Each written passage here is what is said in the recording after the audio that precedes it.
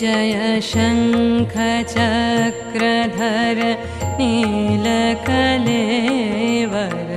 पीतपटाम्बर देहि पदं जय चन्दनचर्चित कुण्डलमण्डित कौस्तभलाञ्छित देहि पदं जय